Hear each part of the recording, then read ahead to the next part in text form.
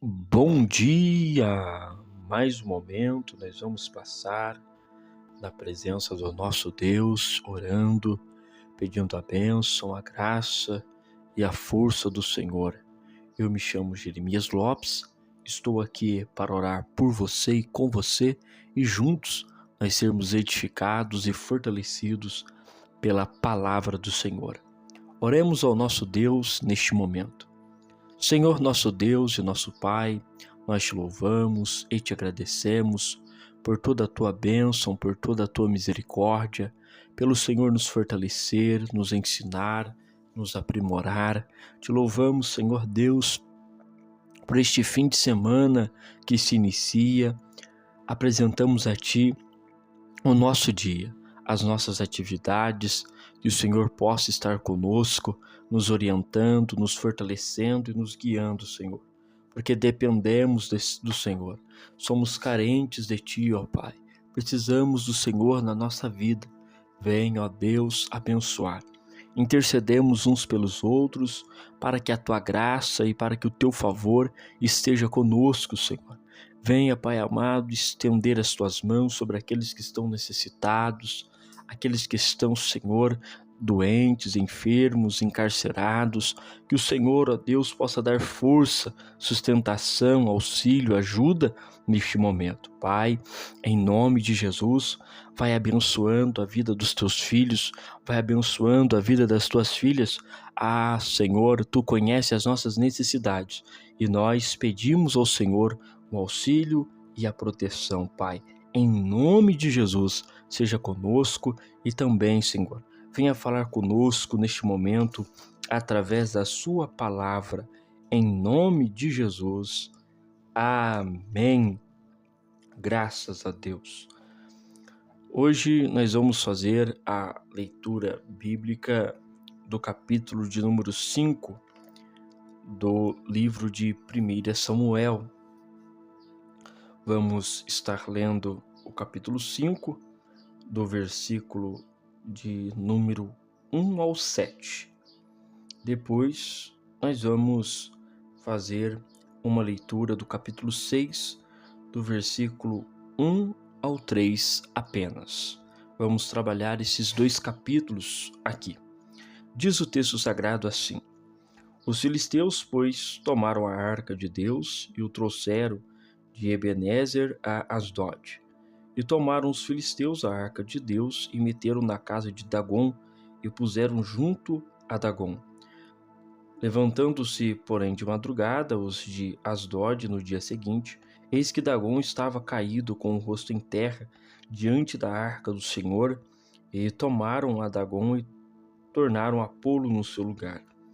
Levantando-se de madrugada no dia seguinte, pela manhã, eis que Dagom jazia caído com o rosto em terra diante da arca do Senhor, e a cabeça de Dagom e ambas as palmas das mãos cortadas. Sobre o limiar, sobre o tronco, ficou a Dagom. Pelo que os sacerdotes de Dagom, nenhum de todos os que entraram na casa de Dagom, pisam o limiar de Dagom em Asdod até o dia de hoje. Porém, a mão do Senhor se agravou sobre os de Asdod, e os assolou e os feriu com hemorroidas, e Asdod e os seus termos. Vendo então os homens de Asdod que assim era, disseram: Não fique conosco a arca do Deus de Israel, pois a sua mão é dura sobre nós e sobre Dagom, nosso Deus. Pelo que enviaram e congregaram a si todos os príncipes dos filisteus e disseram: Que faremos nós da arca do Deus de Israel? E responderam: A arca do Deus de Israel dará volta a Cate. Assim a rodearam com a arca do Deus de Israel. Agora o capítulo 6, versículo 1. Havendo, pois, estado a arca do Senhor na terra dos filisteus 7 meses, os filisteus chamaram os sacerdotes e os adivinhos, dizendo: Que faremos nós da arca do Senhor? Fazei-nos saber como a tornaremos a enviar ao seu lugar. Os quais disseram: Se enviardes a arca de Deus de Israel, não a envieis vazia, porém sem falta me enviareis uma oferta para expiação da culpa. Então sereis curado, e se fará saber que a sua mão não se tirará de vós. Então disseram: qual é a expiação de culpa que lhe havemos de oferecer? E disseram: segundo o número dos príncipes dos filisteus, 5 ratos de ouro, porquanto a prata é uma mesma sobre todos vós e sobre todos os príncipes. Amém, graças a Deus. Eu fiz uma leitura um pouco mais resumida, apenas na introdução dos capítulos, para nós entendermos o que está acontecendo. A arca de Deus foi tomada. Nós entendemos ontem que Ofni e Finés levaram a arca do Senhor para a guerra, mas o Senhor não estava com eles. E eles então perderam aquela guerra a tal ponto de que morreram mais de 30.000 homens e ainda perderam a arca do Senhor.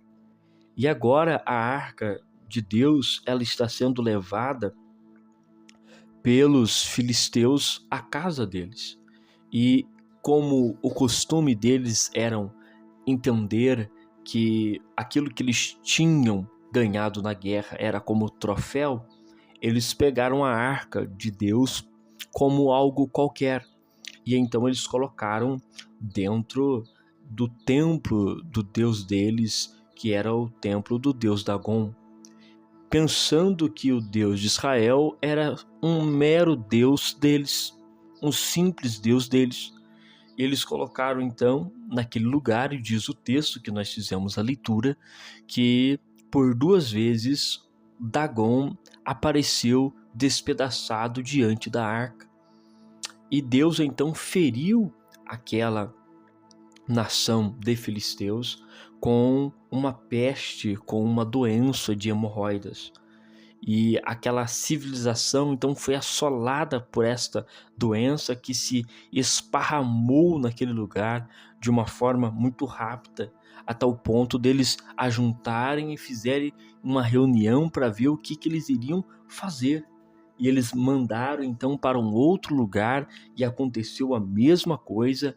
E aí então estamos no capítulo 6, aonde eles estão querendo devolver a arca, mandar esta arca para fora da terra. Veja então que, embora a arca do Senhor ela foi levada pelos israelitas à guerra de forma sem responsabilidade, sem temor, sem obediência, mas o Senhor Deus zelou pela arca, porque a arca era o símbolo da presença de Deus. E Deus se manifestava através da arca. E aqui nós entendemos que a presença de Deus, ela fere os ímpios. Nós encontramos então esta lição tão maravilhosa, porque a presença de Deus, a arca de Deus, com o justo, com aquele que o ama, com aquele que o teme, dá vitória, dá força, dá milagre. Mas a arca, sobre aqueles que são ímpios, incrédulos, perversos, obstinados, gera a morte. A presença de Deus não se compactua com o pecado, não se compactua com a ação maléfica de ser. Por isso que os filisteus estão sendo feridos, porque os filisteus eram maus e estavam entendendo que a arca era como um troféu. E então Deus, ele está a ensinar até mesmo os filisteus, dizendo: não, eu sou o único Deus verdadeiro. Eu sou o único Deus existente. E Dagon não é nada perante mim. Não sou um troféu para Dagon, porque Dagon não existe, mas eu sou real.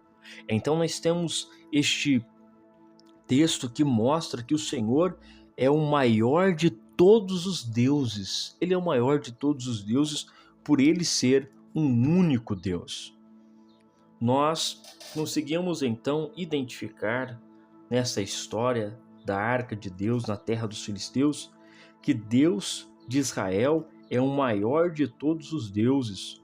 Os filisteus eram uma grande potência militar naqueles dias, mas eles caíram diante da arca do Senhor.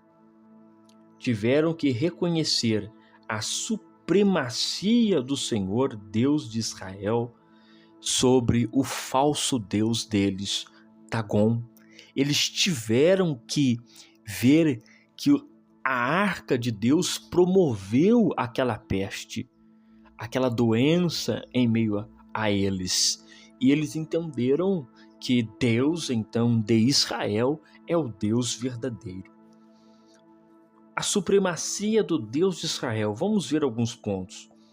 O claro objetivo do Senhor Deus em eleger a Israel como seu povo escolhido era revelar ao mundo sobre o Deus vivo e verdadeiro. Deuteronômio 4, 6 ao 20. Esta é uma evidência que a Bíblia apresenta por que Israel foi forjada, formada, criada, justamente para ser um exemplo para as demais nações. E mesmo a nação de Israel perdendo a arca, ela estava então ocupando este lugar, porque Deus estava a ensinar o povo do filisteu, o povo ali da Filístia, estava a ensinar a eles que ele era o Deus verdadeiro. Cada nação em volta de Israel possuía um ídolo para adorar, e elas atribuíam as suas vitórias militares a esses ídolos, adorando-os como deuses. Porém, quando Israel era derrotado, não era porque os deuses daquela nação eram mais fortes, e sim porque o próprio Deus de Israel estava punindo seu povo por causa desta desobediência dos seus mandamentos. Juízes 16, do 23 ao 24. Por que a nação de Israel está perdendo esta guerra com os filisteus? Para o ensinamento. Mas, mesmo assim, Deus está evidenciando para os filisteus que ele é maior do que Dagon, porque a estátua de Dagon então caía diante da arca.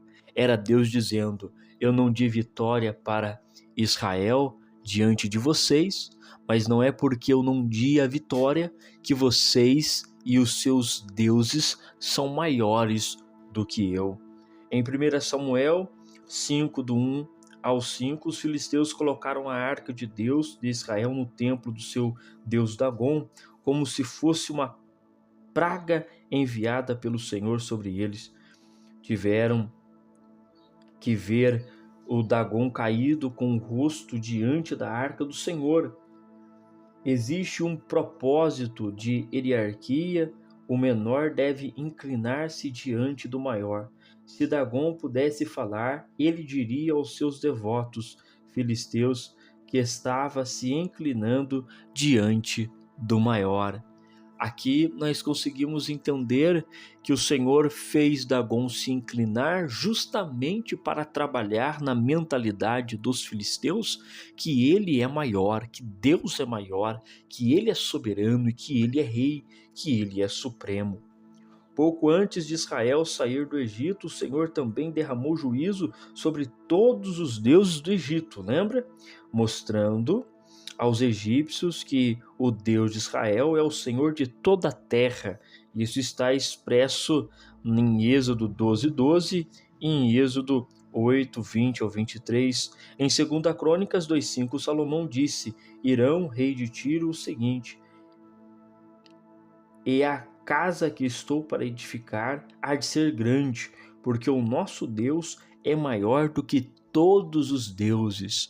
Isto é uma declaração de Salomão, quando ele estava desejando edificar a casa ao Senhor. Ele declara então que ele faria uma casa grande, porque o Deus dele, o Deus de Israel, é um Deus enorme, é um Deus grande, é um Deus poderoso.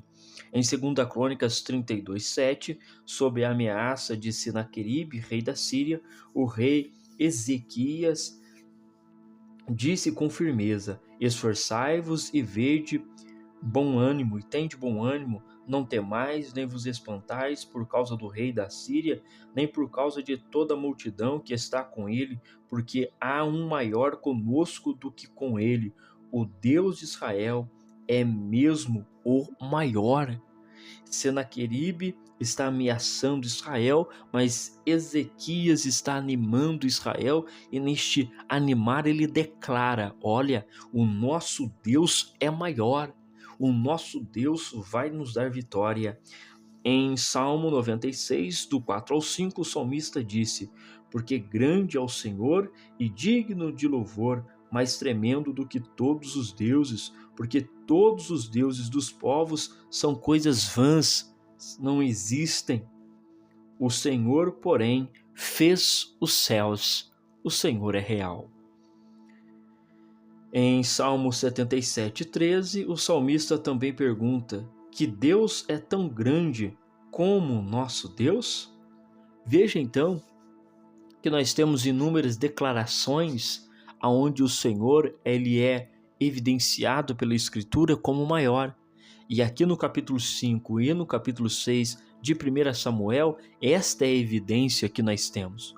É isso que o texto está falando, que não existe outro Deus. O Senhor é o único Deus. Os filisteus venceram Israel, mas não é porque eles venceram Israel que o Deus de Israel era inferior. Era isso que Deus estava a ensinar os filisteus. Vocês venceram Israel porque eu deixei, e porque eu tenho um propósito maior, e o propósito meu aqui é ensinar vocês que eu sou o único Deus. Olha o Deus de vocês, Dagom, cortado e inclinado diante de mim. Isto é Deus ensinando, é Deus mostrando a sua divindade, a sua deidade, o seu poder, a sua grandeza, a sua supremacia, a sua onipotência, como ele é poderoso. Nós concluímos que o Senhor, ele deve ser glorificado. O Senhor, ele é tremendo, ele é verdadeiro, ele é vivo.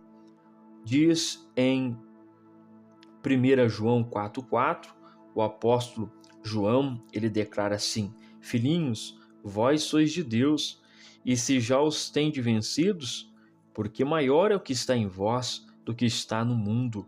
Glória ao Deus Todo-Poderoso. É a declaração do apóstolo João aos irmãos, dizendo: filhinhos, vós sois de Deus, e já os tendes vencido, porque maior é o que está em vós. Nós servimos um Deus maior do que todos os deuses, um Deus poderoso, o Deus verdadeiro, o Deus santo, o Deus eterno, um único Deus. O grande eu sou, a verdade, o verbo, o poder, a vida, ele é este Deus tremendo. Ele é este Deus maravilhoso, aleluia, e nós temos este privilégio de glorificá-lo. Hoje, então, nós fizemos este estudo do capítulo 5 e do capítulo 6, justamente porque trata dos mesmos assuntos, é a mesma relevância, evidenciando que o Senhor, ele é Deus. Amanhã entraremos no capítulo 7 e vamos então dar sequência ao nosso estudo sobre Ebenezer, a pedra de ajuda. Vai ser tremendo, vai ser algo maravilhoso, e eu te espero aqui. Mas antes de nós encerrarmos, vamos orar a este Deus poderoso, a esse Deus tremendo que opera, que faz, que abre o mar, que abre porta, que não tem impedimento, que faz como quer, do jeito que quer, porque Ele é Deus. Senhor, nosso Deus e nosso Pai, ao Senhor seja a honra, a glória e o poder para sempre. Operando o Senhor, quem impedirá? Agindo o Senhor, quem vai dizer que não é para o Senhor agir? Tu tens o poder, o domínio, a força, a glória. O Senhor é o Rei, o Senhor é o soberano, o Senhor é grande, o Senhor é forte, o Senhor é poderoso, e nós, Senhor Deus, estamos aqui para te adorar. Vimos no capítulo de número 5 e 6 de 1 Samuel que o Senhor é grande e humilhou o Deus dos filisteus, e não existe outro maior que o Senhor, pois o Senhor fez os os céus, a terra e tudo que neles há. Glória, pois, eternamente a Ti, Senhor, para sempre. Seja conosco durante este dia, dai-nos a vitória, dai-nos a força, dai-nos a instrução. Em nome de Jesus. Amém. E graças a Deus. Que você tenha um dia abençoado, um fim de semana rico na presença do Senhor. Mais à tarde estaremos juntos meditando mais na palavra do Senhor. Até o próximo vídeo, querendo Deus.